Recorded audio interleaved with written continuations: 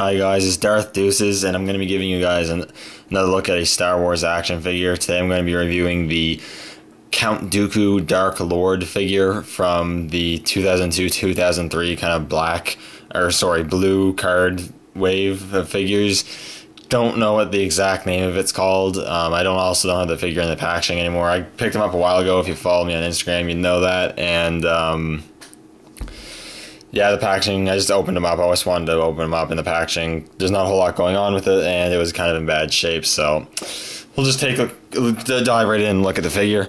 And usually I do not buy older figures. They don't have as great articulation. In some cases, Sculpt isn't very good, and I'm not a huge fan of buying the older figures. I'm more into the modern stuff, pretty much like 2005 onward or so. But I've been needing a movie representation of Count Dooku for a while now. I have the Clone Wars one, but I don't have the one from the movies.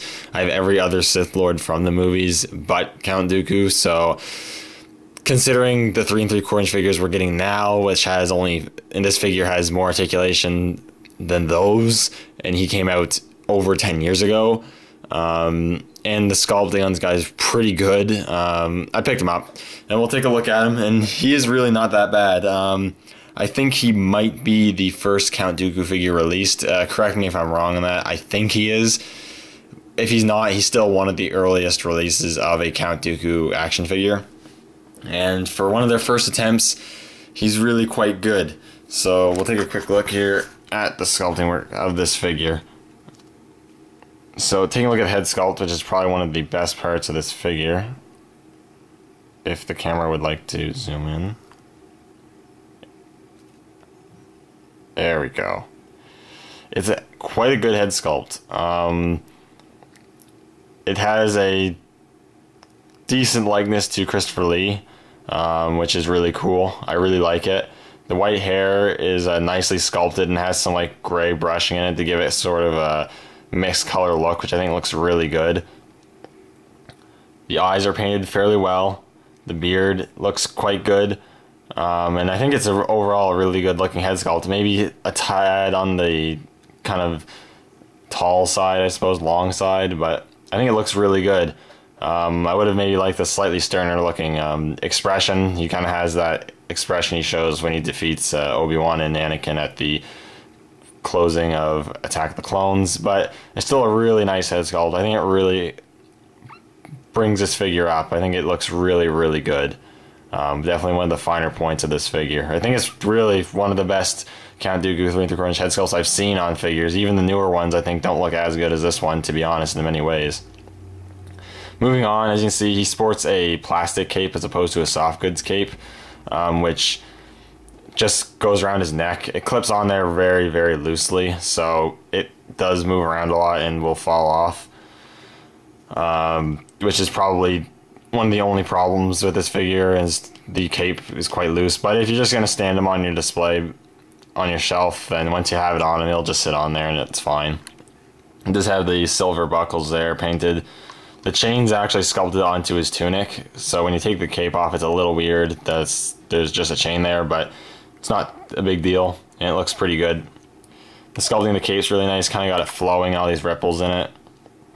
You got kind of that designed top to it, the ridges there, and then you have some nice sculpting work in the cape. It's also quite a nice length. One thing the soft good caped Count Dooku's also have is that their soft good capes seem to be quite a bit shorter. This is a really nice length. I really like that, and I really like how it just flows down the figure. I think it looks really nice. It kind of looks like it's somewhat flowing in the wind, but they didn't overdo it, which looks really nice. The rest of the figure is relatively plain. He has some really nice sculpting in the tunic. There's not a whole lot to go on about. It's a really dark brown, but looks really nice. He's got a sculpted gripping hand there for his holding his accessories. One thing that bothers me a little bit is because of the play feature, he kind of has a space in between his midsection there, which is a little annoying, but not a big deal. His other hand's slightly more open, but just kind of another gripping hand. The lower tunic is made of a slightly more pliable material.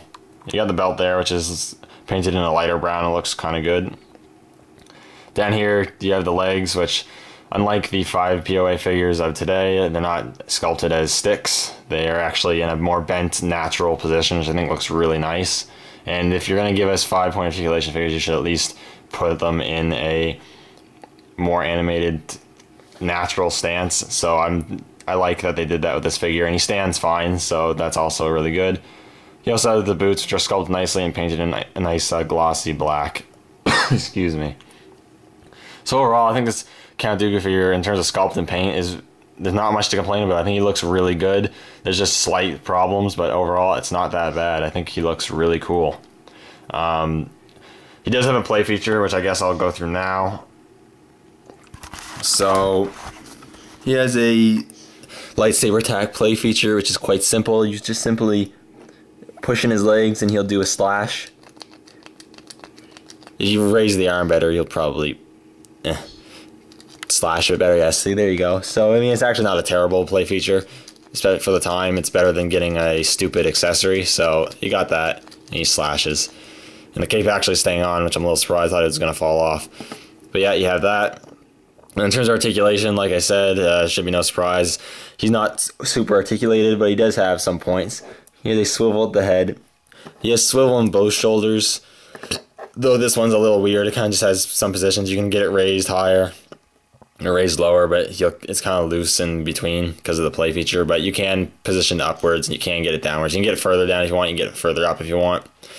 Only the right hand has a swivel wrist, but I'm okay with that, because this arm's not going to be doing much anyways. You can still get kind of like a force kind of pull up if you want to, which is cool. And that rotates, so you can get some more kind of lightsaber poses if you'd like. It's kind of a rotation in the waist. It's in different positions again because of the play feature. And he has swivels at the hips, which are a bit hindered by the plastic tunic, but you're not really going to be moving his legs anyways. You're just going to have him in that stance anyways, so you don't really need that articulation. And I think he just looks really good. I'm impressed how good this guy looks. I'm a lot happier with the figure than I thought it was going to be. Now, in terms of accessories, he actually comes with quite a few. This is another spot where this figure really shines, his accessories. He does have his removable cape. He also has his red Sith lightsaber,